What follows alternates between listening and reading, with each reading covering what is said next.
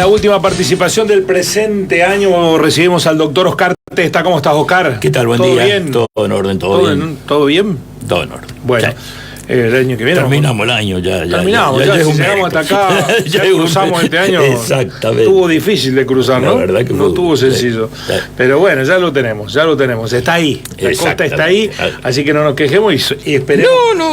Esperemos contar con su vital participación el próximo año. Sí, todavía estamos. Ya vamos a mandar el contador para que negocie.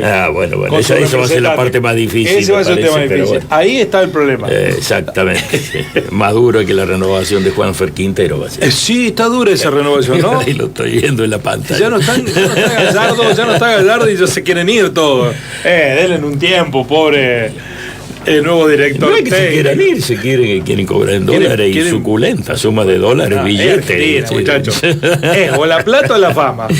Ambas cosas no se pueden tener. Exactamente, por la gloria tendría. Bueno, hay alguna discusión política que esta mañana quiero preguntarle fuera de agenda, después seguramente nos hablará del tema que tiene preparado Oscar, que está ligada con el Tribunal Superior de Justicia. Desde el sentido común, ¿no debió haber aceptado el planteo de los intendentes respecto de que un fallo judicial no puede ser retroactivo? Ese planteo de los intendentes que los tienen pie de guerra, de todos los partidos políticos, ¿resulta razonable desde el sentido común? ¿Lo es desde el sentido judicial? Preguntita difícil realmente de responder, pero creo que este tipo de cuestiones, ya lo hemos dicho, lo hemos hablado montones de veces, con cuestiones no puntualmente en lo mismo, pero sí vinculadas o parecidas. Yo creo que son cuestiones esencialmente políticas y se deben resolver en el marco de la política. La judicialización de la política no arrima absolutamente nada y normalmente tiende a generar más problemas que solucionar lo que se le está planteando allí. El tema de la re y la forma de interpretarlo, sí o sí se tiene que manejar en base a consensos y me parece que realmente la inexistencia de consensos pasa básicamente por la posición cerrada de algunos sectores que pretenden obtener ventajas políticas de posiciones intransigentes.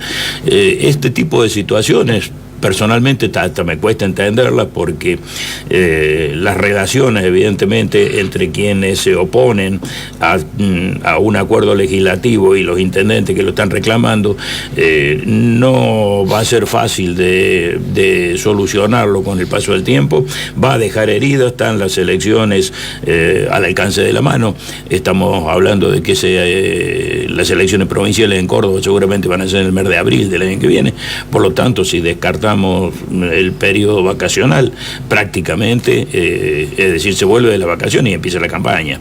Ese tipo de cuestiones van a dejar secuelas y habrá situaciones que todavía analizar para adelante, pero insisto en esto, las cuestiones de la política se tienen que resolver dentro de la política y las cuestiones judiciales se tienen que resolver en tribunales, cada cosa en su debido lugar. Bueno, ¿de qué iba a hablar Oscar hoy? Algo que tiene bastante que ver también, más o menos con lo mismo, la semana pasada, no, ha sido el martes, hablábamos de los tiempos que se toma la Corte para resolver un amparo, para tomar una medida cautelar, para resolver situaciones que ameritan una resolución inmediata, principalmente porque quienes la plantean entienden violado un derecho que no tiene otra forma de ser corregido rápidamente. La situación es la que tiene que ver con la medida cautelar y el amparo interpuesto por Luis Juez para integrarse al Consejo de la Magistratura. Sí. Hace 15 días atrás se había resuelto la cautelar, que se la denegaron. Luis Juez la apeló a esa cautelar. Lo hizo de manera extemporánea, cosa absolutamente increíble realmente que un abogado con semejante cliente interponga un recurso fuera de término. Fue rechazado por extemporáneo y antes de ayer salió el fallo definitivo ya resolviendo la cuestión de fondo y nos encontramos en una situación en la cual hemos visto un montón de pronunciamientos que realmente dejan muchísimo que desear desde el punto de vista jurídico, incluso algunos dictados desde la propia Corte Suprema de Justicia, que en este tema del Consejo de la Magistratura viene siendo un pato criollo realmente, empezando por el momento en que restituyó una ley derogada, es decir, reinstauró una no ley, y en función de eso hubo que realizar elecciones y demás como para poner nuevamente en marcha el Consejo de la Magistratura. A mí me sorprendió esta mañana que defendiesen Urquía, un hombre de peso. Urquía, sin duda. Es el círculo específico y el círculo rojo, que defienda claro, esta justicia en estos términos. Pero claro, después me lo advirtieron algunos oyentes. Es la justicia que tenemos la que beneficia siempre a ellos. Por supuesto. En este tipo de cuestiones no hay que discutir mucho. Claro, ¿cómo no va a defender la justicia que tenemos si no la quieren cambiar? Porque no puede ser cosa que les cueste económicamente ese cambio. No solamente eso, sino que los cambios, sin ninguna duda, tal cual están dadas las cosas políticamente en el país, no me cabe ninguna duda que en algún momento determinado va a tener que operar algún cambio, pero también estoy absolutamente convencido que será gatopardismo puro. Es decir, los cambios que pueden cambiar para no cambiar nada. Exactamente, cambiar para no cambiar nada. Los sectores que se benefician con todo esto van a ser los mismos, y evidentemente son sectores concentrados económicamente, con representación y con una amplificación a través de determinados medios que tienen en su poder, y con una ramificación política que sin ninguna duda no solamente que tiene peso, sino que apunta a ser la principal fuerza en las próximas elecciones. Lo que decía respecto de la resolución de la jueza Biotti con el tema de Luis Juez, le rechazaron el pedido de que sea integrado el Consejo de la Magistratura, con un argumento sumamente sólido. Realmente, cuando uno ve este tipo de cuestiones, por ahí siente una bocanada de aire fresco. Sí, que hay una reserva moral en la justicia que ojalá la salve, ¿no? Exactamente, que realmente lo maneja sin ningún tipo, digamos, de sometimiento a lo que ya había resuelto la Corte respecto de cuando tildó de prácticamente de maniobra estafatoria la división del Frente de Todos en el Senado para promover a los candidatos en el Consejo de la Magistratura, y dijo que lo que estableció la Corte Suprema en ese momento tenía vigencia exclusivamente para los pocos meses que quedaban hasta la renovación de autoridades del Consejo para el periodo 2028-2026. En esto no cabe ninguna duda de que la razonabilidad impera en un párrafo muy claro que dice que si se tomara lo que había establecido la Corte respecto de ese periodo, precisamente cuando se produjo la partición del bloque del Frente de Todos, que no fue una maniobra adrede, puede haber tenido su costado de especulación política, sin duda, pero que se mantuvo con el tiempo. Es decir, no es que se creó, se mandaron los representantes y después se reunificó. El bloque sigue dividido en la misma manera.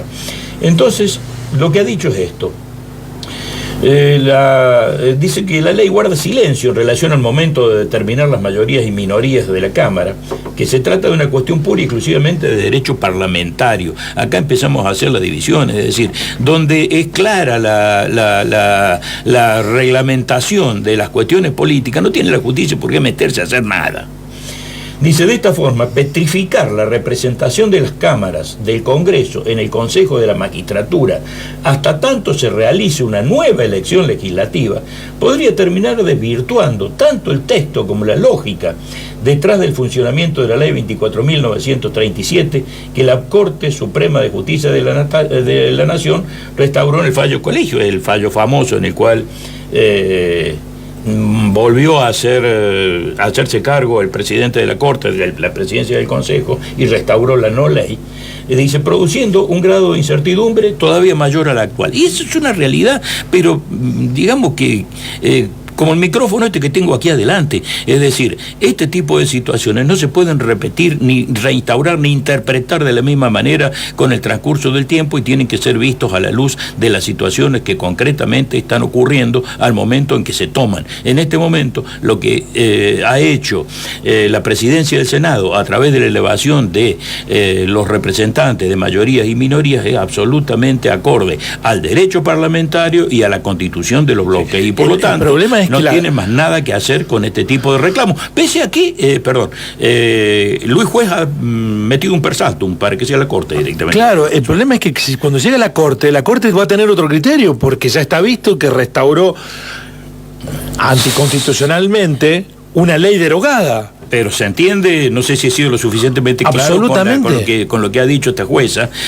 ¿Con qué argumento se puede ir en contra de eso? En ese caso vamos a dejar que la estructura de bloques existente a fines del año pasado, cuando se restauró la ley derogada, ¿por cuánto tiempo tiene que existir?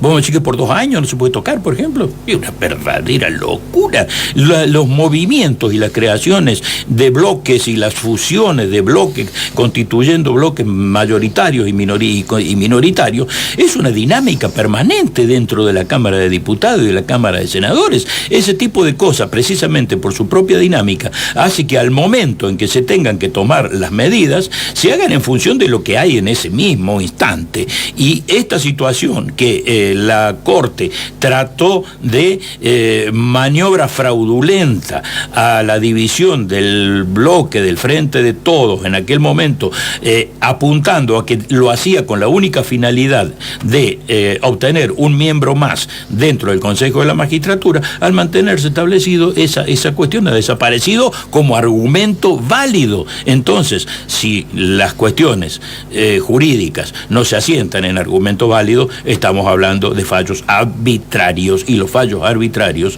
no son fallos. Son errores.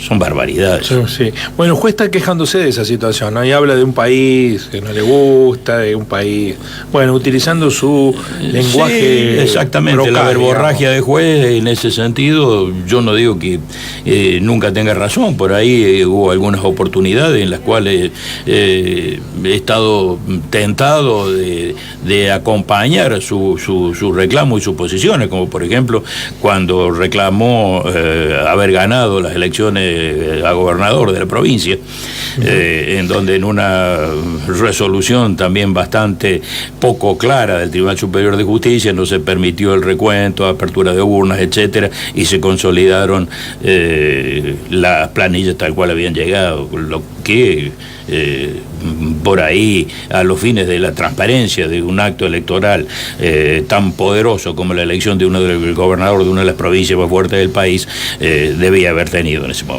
Sí, es que el juez ha sido de tantos colores que es imposible no haber coincidido con él en algún momento. Sí, eso es cierto. Es decir, yo creo que no le queda camiseta por poner ya a esta altura del partido. En algún momento de su vida coincidió con él, porque se ha probado todos los ropajes políticos, ideológicos. Nadie está hablando del juez persona, ¿no? Estamos hablando de sus conductas políticas. Las cuestiones partidarias son por ahí, qué sé yo, posible de hacerse. Lo que llama poderosamente la atención no son los ideológicos. Bueno, había un programa que yo escuchaba de chico, era religioso, era un micrito que ponían en la radio donde estaba mi papá, que se llamaba Una luz en el camino. Usted ha sido una luz en el camino judicial, Oscar, cada martes y jueves, y nos ha ayudado a entender la compleja realidad que tenemos que enfrentar los ciudadanos de a pie respecto de, cómo se está usando el Poder Judicial para otros asuntos non santos. Así es. Non santo. Así que